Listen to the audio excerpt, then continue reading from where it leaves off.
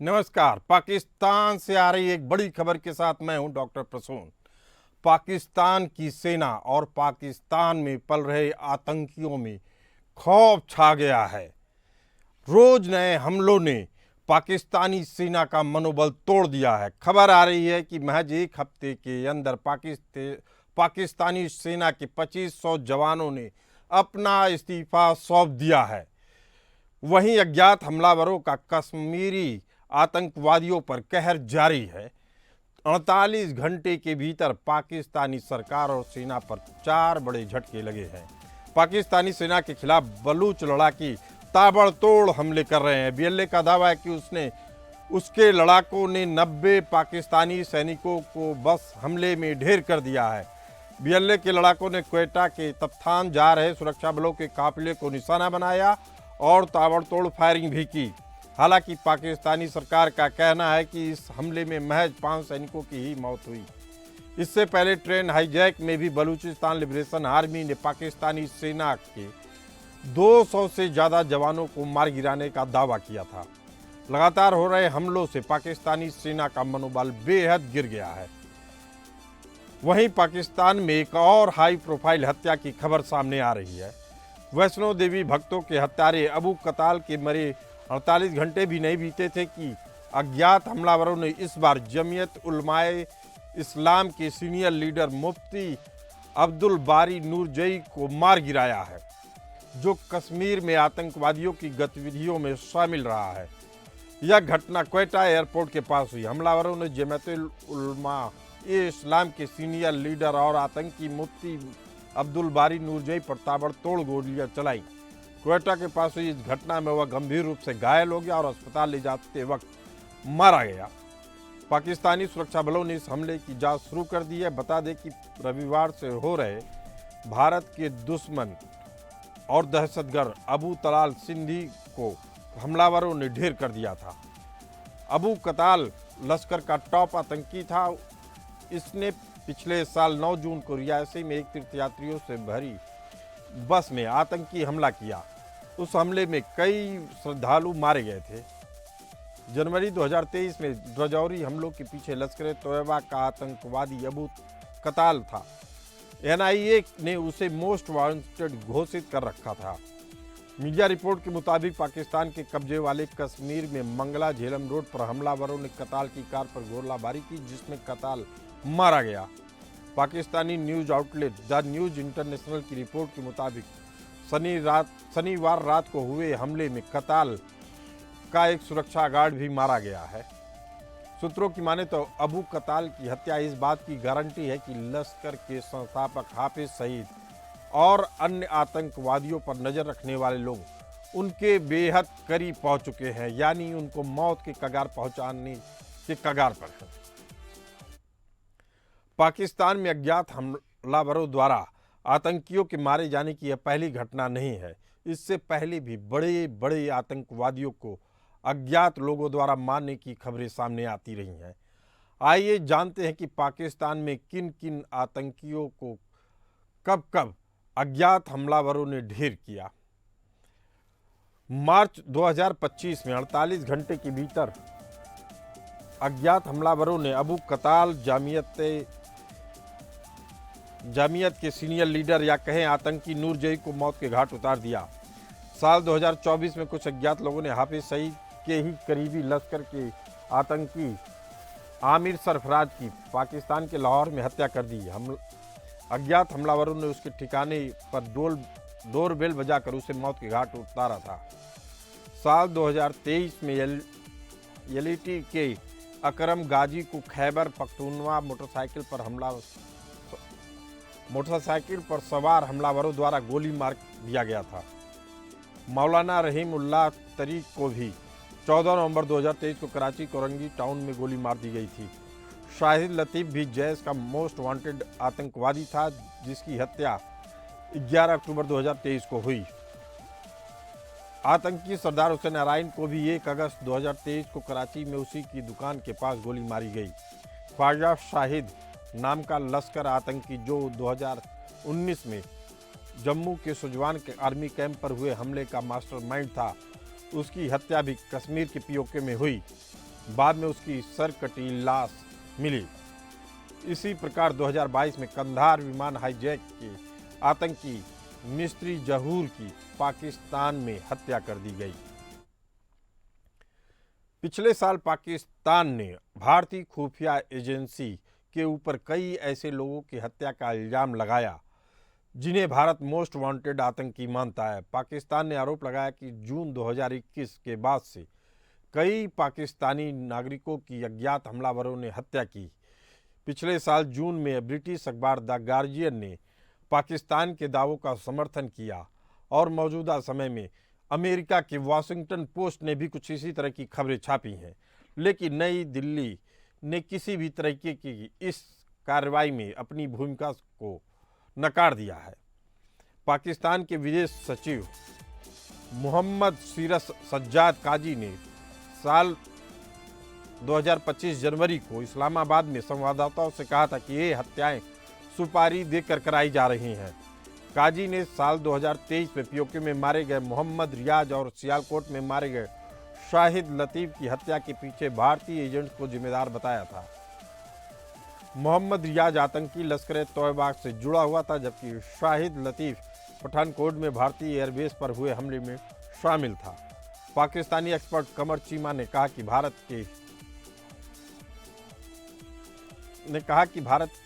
की मीडिया को पाकिस्तान के भीतर कैसे जानकारी मिलती है। असल में भारतीय डीप स्टेट को पाकिस्तान के अंदर की हर जानकारी पता है, क्योंकि जब पाकिस्तान के अंदर शनिवार की रात को किसी का कत्ल होता है तो यह बात पाकिस्तानी मीडिया को नहीं पता, लेकिन भारतीय मीडिया को इससे जुड़ी सारी जानकारी मिलती है और वह दिखाना शुरू कर देती है। एक्सपर्ट चीमा ने कहा कि पाकिस्तान के अंदर किसी भी गतिविधि के बारे में भारतीय मीडिया से इंडियन डीप स्टेट के इनपुट मिलता है कि कौन सा शख्स था, क्या टारगेट था, क्या हिस्ट्री थी और कौन कहां कहां घूमता था। पाक एक्सपर्ट चीमा ने कहा कि भारत के लोग पाकिस्तान की सिक्योरिटी लैंडस्केप को पार कर अंदर झेलम तक घुस चुके हैं। वे हमारे सिस्टम के अंदर घुस चुके हैं। उन्होंने पाकिस्तान के लोगों को खरीद लिया है। अब वे उनका इस्तेमाल करके हमारे लोगों को मारते हैं। पाकिस्तान में अभी तक 2 दर्जन से ज़्यादा आतंकवादियों की अज्ञात हमलावरों ने हत्या की है, जिसमें दाऊद मलिक, शाहिद लतीफ़ जो 11 अक्टूबर 2023 को मारा गया, मोहम्मद रियाज, जियाउर रहमान 29 सितंबर 2023 को मारा गया, सुखदुल सिंह खालिस्तानी आतंकवादी 21 सितंबर 2023 को मारा गया, अबू कासिम कश्मीरी जिसकी हत्या हुई 8 सितंबर 2023 को, सरदार हुसैन नारायण 1 अगस्त 2023 को मारा गया, सैयद नूर सालोबार 4 मार्च 2023 को मारा गया, बशीर अहमद पीर 20 फरवरी 2023 को मारा गया, सैयद खालिद रजा 27 फरवरी 2023 को मारा गया, अयाज अहमद अहंगार 14 फरवरी 2023 को मारा गया, हरविंदर सिंह संधू 19 नवंबर 2022 को मारा गया, जहूर मिस्त्री 1 मार्च 2022 को मारा गया। ये वह आतंकवादी थे जो भारत के मोस्ट वांटेड लिस्ट में शामिल थे। एक के बाद इनकी हत्याएं पाकिस्तान के पूरे सिस्टम को हिलाकर रख दी हैं। इसी मुद्दे पर चर्चा करने के लिए हमारे साथ मौजूद हैं संजीव श्रीवास्तव जी, एक्स डिप्लोमेट, और दिनेश शर्मा जी, डिफेंस एक्सपर्ट। आप दोनों मेहमानों का बहुत बहुत स्वागत है। दिनेश जी, जिस तरीके से दुनिया भर की एजेंसियां, खासकर मीडिया की बात की जाए तो वॉशिंगटन पोस्ट ने लिखा है, द गार्जियन ने लिखा है, ये अमेरिका और ब्रिटेन के बड़े अखबार हैं, इन्होंने कहा है कि इन घटनाओं में भारत की एजेंसी रा का हाथ है। लेकिन पाकिस्तान यह बताने में नाकाम रहा है कि बलूचिस्तान में बलोच लिबरेशन आर्मी के पीछे किसका हाथ है। कभी वह अफगानिस्तान का नाम लगाता है, कभी इराक का नाम लगाता है, कभी रूस का नाम लगाता है, कभी भारत का। असल में क्या आंतरिक सुरक्षा से और आंतरिक खुफिया जानकारी से पाकिस्तान का भरोसा उठ चुका है, पाकिस्तान की सरकार का भरोसा उठ चुका है? दिनेश शर्मा जी।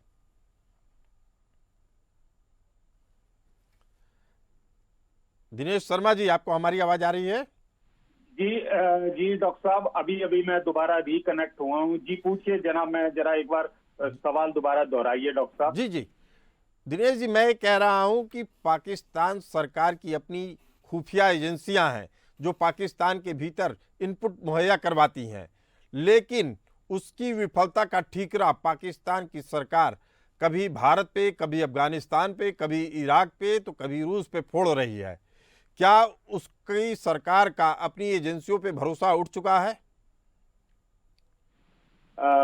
डॉक्टर साहब, सबसे पहले तो मैं ये कहूंगा कि जिस प्रकार से आपने डिटेल अपने इंट्रोडक्टरी स्पीच के अंदर बताया, जिस प्रकार से ये अज्ञात बंदूकधारी जो है जितने भी वहां पे टेररिस्ट हैं उनको मार रहे हैं, तो पाकिस्तान का ये एक प्रकार से उनके दिलो दिमाग के अंदर ये बात बैठी हुई है कि किसी प्रकार की भी कोई घटना होती है तो उसके अंदर भारत का हाथ शामिल होने के बारे में कह के वो जो अपनी नाकामयाबियों के ऊपर एक पर्दा डालते हैं और अपने पाकिस्तानी लोगों का ध्यान डाइवर्ट करने के लिए वो कहते हैं। लेकिन एक्चुअली में ऐसा है डॉक्टर साहब कि ये जितनी भी टेररिस्ट ऑर्गेनाइजेशन होती है, इनका सबसे पहला मुद्दा या एम होता है कि अपने वर्चस्व को बनाकर रखना। अगर इनका वर्चस्व बना हुआ है, फाइनेंस से ज्यादा आएंगे और उस इलाके के अंदर इनकी धाक होगी। तो मेरा ये मानना है कि 2023 से लेके और अभी लेटेस्ट जो क्वेटा के अंदर इनके एक टेररिस्ट की हत्या की गई है, ये बेसिकली इनकी आपस की जो इंटर टेररिस्ट तंजीमें हैं उनके अंदर आपस की लड़ाई की वजह से ये लोगों का इस प्रकार से हो रहा है। और ये अपने पाकिस्तान जो है अपने बेसिक मुद्दों को सॉल्व करने की बजाय ये सारा का सारा ठीकरा जो है भारत के ऊपर फोड़ देते हैं। अब ये देखिए कि इनके पास जो है कि क्या इनके पास सबूत है कि जो बीएलए ने इनकी ट्रेन हाईजैक की थी उसमें भी ये अपनी छाती पीट पीट कर बोल रहे हैं कि इसमें भारत का हाथ है। आपके पास क्या सबूत है? अगर आपके पास कोई टेंजिबल सबूत है तो आप उनको मीडिया के सामने लाइए और या फिर इंटरनेशनल ऑर्गेनाइजेशन के सामने लाइए कि भारत का इसके में किस प्रकार का हाथ है।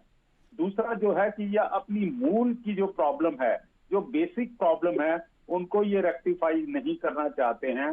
जो बलूचिस्तान के ऊपर जिस प्रकार का इन्होंने उनका दोहन किया है, उनके ऊपर अत्याचार किए हैं, उनके लोगों को गायब कर दिया है जो बलोच मेल और लड़के हैं, और उनको किसी प्रकार की कोई डेवलपमेंट नहीं हुई है। उनके डेवलपमेंट नहीं हुई है और पाकिस्तानी सेना के हाथ बलूचों के खून से रंगे हुए हैं, इस बात से कोई नहीं इनकार कर सकता है। लेकिन जब जाति हद से ज्यादा बढ़ जाती है तो मौत का खौफ निकल जाता है लोगों के दिलों से, जिसके बाद हर बलोच आज बागी दिख रहा है, लेकिन पाकिस्तान उसका ठीकरा भारत सरकार के ऊपर फोड़ती है। संजीव श्रीवास्तव जी, 48 घंटे के अंदर अबू तयाल मारा गया, जो जम्मू कश्मीर वैष्णो देवी यात्रियों का गुनहगार था, और उसके बाद ही 48 घंटे के भीतर ही जमीयत उलमाए इस्लाम के सीनियर लीडर और आतंकी मुफ्ती अब्दुल बारी नूरजई की भी हत्या हो जाती है। इसके बाद क्या कोई एजेंसी पाकिस्तान से पूछ सकती है कि आपके पास एक से एक, आपके पास इतने आतंकी आए कहां से? उनको आर्मी की ट्रेनिंग दे कौन रहा था? और आप कहते हैं हमारे यहाँ आतंकवादी नहीं है, एक के बाद एक मारे जा रहे हैं, तो इनको पनाह कौन दे रहा है? हाफिज सईद के बारे में भी बताया जा रहा है वह घायल हो गया है, लेकिन उसकी बात इसलिए छुपाई जा रही है चूंकि अभी तक उसको पाकिस्तानी सरकार ने बताया था कि वह हिरासत में रखा गया है। संजीव श्रीवास्तव जी। जी देखिए प्रसून जी, पाकिस्तान आतंकवाद का एपी सेंटर है। पाकिस्तान अगर मैं यूनाइटेड नेशन सिक्योरिटी काउंसिल के जितने भी ग्लोबली डेजिग्नेटेड टेररिस्ट हैं उनकी बात करूं तो उसमें आधा से भी ज्यादा अभी पाकिस्तान में शरण लिए हुए, और पाकिस्तान में टेरर कैंप्स चलते हैं। पाकिस्तान आज भी आतंकवाद को अपने इंस्ट्रूमेंट ऑफ स्टेट पॉलिसी के तौर पर और आतंकियों को स्ट्रेटेजिक असेट के रूप में इस्तेमाल करता है। वो भारत विरोधी जो तमाम अभी भी साजिशें रचता है, और पाकिस्तान ऑक्युपाइड कश्मीर में अनेक टेरर कैंप्स आज भी चल रहे हैं। तो ये जो पाकिस्तान है इसमें आतंकी तो मौजूद है, ये पूरा विश्व जानता है। विश्व का सबसे कुख्यात आतंकी ओसामा बिन लादेन पाकिस्तान में ही पाया गया था, जिसको कि अमेरिका ने एक स्पेशल ऑपरेशन में मार गिराया था। और जाहिर है कि अभी भी अनेक ऐसे आतंकी हैं, चाहे वो हाफिज सईद हो, चाहे वो मसूद अजहर हो, चाहे वो दाऊद इब्राहिम हो, या उसके अलावा अन्य अनेक जो ऐसे आतंकी जिन्होंने भारत के विरुद्ध बड़े अपराध किए हैं, वो पाकिस्तान में शरण लिए हुए हैं और पाकिस्तान उनको हर तरीके का संरक्षण देता है। लेकिन अब ये स्पष्ट रूप से दिखाई देता है कि पाकिस्तान के अंदर ये जो आतंकी हैं, इनके जो मंसूबे हैं वो बहुत ही ज्यादा बढ़ते जा रहे हैं। ये जो आतंकी हैं अब पूरे पाकिस्तान को अपने अधिकार में लेना चाहते हैं। तहरीके तालिबान पाकिस्तान नामक जो आतंकी संगठन है, जो कि एक बार फिर से वो पाकिस्तान का एक क्रिएशन है, वो पूरे पाकिस्तान पर शासन करना चाहता है। Balochistan liberation army, Balochistan liberation front जैसे जो संगठन है, ये एक स्वतंत्र देश की मांग को लेकर के ये अपने हमले तेज उन्होंने कर दिया है। ट्रेन को हाईजैक कर लेना और काफिलों पर हमला कर देना, ये बड़ी घटनाओं को अंजाम दे रहे हैं। और इस तरीके की अब रिपोर्ट्स भी है, इस तरीके के जो असेसमेंट भी है कि जो टीटीपी है और बीएलए बीएलएफ के आपस में भी कोऑर्डिनेशन है। तो ऐसे में ये जो पाकिस्तान ने जो भस्मासुर खड़े किए थे, वो जो भस्मासुर है आज पाकिस्तान को स्वयं जला रहे हैं। और इस बात की भी संभावना दिखाई देती है कि इन आतंकवादी संगठनों के बीच में एक इंटर गैंग राइवलरी भी हो सकती है। और ये जो अनेक जो आतंकी मारे जा रहे हैं, वो एक इंटर गैंग राइवलरी की वजह से संभव है कि उनकी हत्याएं हो रही हैं। ये आतंकी आपस में ही एक गुटबाजी के साथ एक दूसरे के ऊपर डोमिनेट करने की मंशा के साथ हमले कर रहे हैं और इस तरीके की भी संभावनाएं वहां पर दिखाई देती है। साथ ही साथ मैं ये भी कहना चाहता हूँ कि पाकिस्तान की जो खुफिया एजेंसी ISI है और वहाँ की जो सेना है, वो अनेक अपने आतंकी कृत्यों को अंतर्राष्ट्रीय समुदाय से छिपाने के लिए, अंतर्राष्ट्रीय संस्थाओं से, विशेष रूप से FATF से छिपाने के लिए वो इन आतंकियों को स्वयं भी इलिमिनेट कर सकती है। इस बात की भी संभावना से इनकार नहीं किया जा सकता। यूज एंड थ्रो की पॉलिसी, अनेक आतंकी जो उनके लिए अब मैनेजमेंट का कारण यूज एंड थ्रो की पॉलिसी आतंकवादियों के लिए तो हो सकती है, लेकिन इसके बाद सवाल होता है कि अब आर्मी पर्सनल एक के बाद एक करके करीब एक हफ्ते के अंदर 2500 पाकिस्तानी सेना के जवानों ने इस्तीफा दे दिया। दिनेश शर्मा जी, किसी भी सेना के लिए इसे आप कितना बड़ा चैलेंज के तौर पे देखते हैं? डॉक्टर साहब, एक सैनिक होने के नाते मैं आपको कह सकता हूं कि अगर 2500 आदमी जो हैं वो सेना से रिजाइन कर रहे हैं, तो ये एक दर्शाता है कि आपकी सेना का जो है मोराल जो है वो बहुत लो के ऊपर है, नंबर 1। नंबर 2, जिस समय सैनिक को अपने लीडरशिप के अंदर या अपनी ऑर्गेनाइजेशन के ऊपर से एक प्रकार का विश्वास उठ जाता है, तो वो उस ऑर्गेनाइजेशन से निकल जाना चाहता है। तो ये 2500 आदमी जो हैं, ये कोइंसिडेंस नहीं हो सकता कि 2500 आदमी जो है वो एक साथ जो है रिजाइन करे। इसका मतलब है कि इन सब ने, जहां कोई ऐसी हिडन हैंड है जिसने कि इन सब के 2500 लोगों को मोटिवेट किया और सब लोग जो है एक प्लेटफॉर्म के ऊपर आए और उसके बाद जो है उन्होंने अपना रेजिग्नेशन सबमिट किया। तीसरा कारण जो है वो ये हो सकता है कि इन 2500 लोगों के अंदर कितने सैनिक जो हैं जो कि बलूचिस्तान के रहने वाले हैं, कितने सैनिक हैं जो कि सिंध प्रांत के रहने वाले हैं, या कितने सैनिक हैं जो कि KP के रहने वाले हैं। क्योंकि डॉक्टर साहब, आज की तारीख के अंदर पाकिस्तान का जो पंजाब है उसने इलीगली जो है पूरे पाकिस्तान के बाकी 3 प्रांतों के ऊपर कब्जा किया हुआ है। बलूचिस्तान की अगर आपने बेहद अहम बात की है, बेहद अहम बात बताई है। एक नाम मुझे भी याद आ रहा है, रहमान गुल बलूच, जो पाकिस्तान की सेना में था।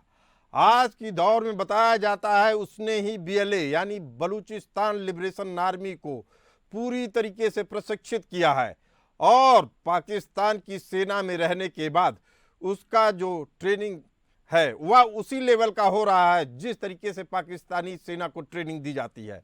यानी अब पाकिस्तान के लिए इन आर्मी ऑफिसरों के अगर रेजिग्नेशन वापस लेते हैं तो बहुत बड़ा मामला बन सकता है कि यह बलूचिस्तान लिबरेशन आर्मी जैसे संगठन के साथ जुड़ जाएं और पाकिस्तान को रहमान गुल बलूच की तरीके से ही गहरा धक्का पहुंचाएं। दिनेश शर्मा जी, इसकी कितनी उम्मीदें हैं? डॉक्टर साहब, जैसे मैं बता रहा था, मैं दोबारा एक पॉइंट आपके सामने करना चाहता हूं। चाहे वो भारतीय सेना हो चाहे पाकिस्तान की सेना हो, जो एक बेसिक सूत्रधार होता है वो आर्मी को जोड़ के रखता है। जब एक सैनिक आर्मी के अंदर आता तो उसका कोई धर्म नहीं होता, उसका कोई प्रकार की जाति नहीं होती, कोई उसका और किसी प्रकार का उसमें विभिन्नता नहीं होती। लेकिन जब वो पर्टिकुलर सैनिक है, वो जिस इलाके से आ रहा है, जो उसका होम एरिया है, अगर उस एरिया के अंदर उसकी खुद की सेना जो है इस प्रकार का जेनोसाइड करती है, बर्बरता पूर्वक व्यवहार करती है, लोगों को वहां से गायब करती है, उनकी स्त्रियों के साथ दुर्व्यवहार और रेप करती है, उस इलाके के अंदर कोई डेवलपमेंट नहीं होती। उनसे किसी प्रकार की बातचीत की बजाय सिवाय पहला काम होगा कि गोली मार देना, उनके लोगों को पकड़ना, हेलीकॉप्टर के अंदर बिठाना और ऊपर से उनको फेंक देना। जब उस व्यक्ति इन घटनाओं का सामना करता है तो ऑब्वियसली उसके मन के अंदर एक प्रकार की उस पर्टिकुलर ऑर्गेनाइजेशन के प्रति एक प्रकार का द्वेष और एक प्रकार की घृणा उत्पन्न हो जाती है। तो यही वो कारण है। अभी मेरे पास वो डिटेल्स नहीं है कि ये 2500 सैनिक जो हैं वो किस प्रांत के हैं। जैसे जैसे बातें खुलेंगी तो प्रसून जी मैं आपको यकीन के साथ कह सकता हूं कि इन 2500 में से एक व्यक्ति भी जो होगा वो पंजाबी सूबे का नहीं होगा, बनस्पत इसके कि ये 2500 जो हैं सिंध से, बलूचिस्तान से, केपीके एरिया से रहने वाले होंगे। चलिए ठीक है, लेकिन अब ये मामला बेहद गंभीर बन चुका है। संजीव श्रीवास्तव जी, बलूचिस्तान को अलग देश के तौर पे मान्यता देने में क्या अड़चने आएंगी संयुक्त राष्ट्र संघ को? देखिए, बलूचिस्तान एक बड़े लक्ष्य के साथ वहाँ के लोग संघर्ष कर रहे हैं। बलूच लोगों की अपनी संस्कृति है, अपनी भाषा है, अपने रीति रिवाज हैं, अपनी एक पहचान है। और बलूचिस्तान के जो लोग हैं वो जाहिर है कि सिर्फ बलूचिस्तान तक ही सीमित नहीं है, बल्कि जो सिस्तान बलूचिस्तान प्रोविंस है, जो ईरान का दूसरा सबसे बड़ा प्रोविंस है, वहाँ पर भी बलूच लोग रहते हैं। अफगानिस्तान के भी कुछ इलाकों में बलूच आबादी रहती है। तो बलूचिस्तान का अगर ये राष्ट्र बनता है तो ये जाहिर है कि बेहद बड़ा और सशक्त राष्ट्र ये बन सकता है। इसमें एक राष्ट्र के बनने की प्रबल संभावना है। और बलूचिस्तान के अनेक लोग जो कि पाकिस्तान और ईरान के जुल्मों सितम से वहाँ पे इस बात को लेकर के संघर्ष भी कर रहे हैं। तो राष्ट्र बनने की जो प्रक्रिया होती है वो संघर्ष के माध्यम से ही होती है, ये इतिहास बताता है। और अनेक राष्ट्रों का जो निर्माण है, जाहिर है कि अनेक उनके ऊपर जो दमन, शोषण, बर्बरता, अत्याचार अगर किया जाता है तो वो राष्ट्र के लोग जिस भी उस पहचान के लोग जिस भी राष्ट्र में रहते हैं वो अलग मांग करते हैं। तो बलूचिस्तान में भी जिस तरीके की जो आज़ादी की मांग है वो लगातार तेज होती जा रही है। और अगर इस तरह की कोई स्थिति बनती है तो अंतर्राष्ट्रीय समुदाय उसे अवश्य मान्यता देगा, मान्यता अवश्य देगा। लेकिन आप कह रहे हैं कि एक लंबी लड़ाई लड़नी होती है किसी भी देश को अपने आप को मान्यता दिलाने के लिए। दिनेश शर्मा जी, बलूचिस्तान लिबरेशन आर्मी लगातार ताबड़तोड़ हमले कर रही है पाकिस्तानी सेना पर। बलूचिस्तान में तो एक तरीके से उन्हीं का शासन स्थापित दिखता है। इसके बाद क्या और मायने निकाले जाए बलूचिस्तान लिबरेशन आर्मी के कि वह किस तरीके से और अटैक करे कि अंतर्राष्ट्रीय संस्थाएं उसको मान्यता दें? दिनेश शर्मा जी। डॉक्टर साहब, ये जो हम यहाँ पर डिबेट कर रहे हैं, अगर ये पाकिस्तान के लोग इस डिबेट को देख रहे हों तो उनका पहला जो उत्तर होगा या आंसर होगा कि ये इंडिया वाले जो हैं ये भड़काऊ किस्म की बातें कर रहे हैं और मिसगाइड कर रहे हैं वर्ल्ड को। लेकिन इन पाकिस्तानियों को ये ध्यान में रखना चाहिए कि इनकी नेशनल असेंबली के अंदर एक जो बहुत ही सुलझे हुए इनके राजनेता हैं मोहम्मद फजलुर रहमान, उन्होंने तकरीबन 15 दिन पहले उनकी पार्लियामेंट के अंदर ये स्टेटमेंट दी है कि आज की तारीख के अंदर बलूचिस्तान के अंदर से सेना और पुलिस वहां पे अवेलेबल नहीं है और किसी भी दिन जो है बलूचिस्तान के 5-6 डिस्ट्रिक्ट जो है वो आजादी के लिए मांग कर सकते हैं। इस खबर को हमने विस्तार से अपने पिछले शो में चर्चा किया था इस बारे में। जी, चर्चा की। तो अब मैं कहना चाहता हूं कि पिछले एक हफ्ते या 10 दिन से जो घटनाक्रम चल रहा है, ट्रेन का हाईजैक होना, फिर अभी 8 बसों में से जो है इनके पाकिस्तान आर्मी के लोगों को मार देना, इस प्रकार की घटनाएं जिस समय इंटरनेशनल लेवल के ऊपर आ जाती हैं, तो उस समय इंटरनेशनल कम्युनिटी का जो है वो ध्यान उस तरफ आकर्षित हो जाता है और वो भी उत्सुक हो जाते हैं कि किस प्रकार की जुर्म और अत्याचार हो रहे हैं इस बलूचिस्तान के लोगों के ऊपर। दिनेश जी, आपकी बात से साफ है कि अब बलूचों की शहादत रंग ला रही है। आप दोनों इस चर्चा में जुड़े रहे और इम्पोर्टेंट इनपुट उपलब्ध करवाए, आप दोनों का बहुत बहुत धन्यवाद। फिलहाल इस बुलेटिन में इतना ही, हमें दीजिए इजाज़त, चलते रहिए एपीएन न्यूज़ के साथ।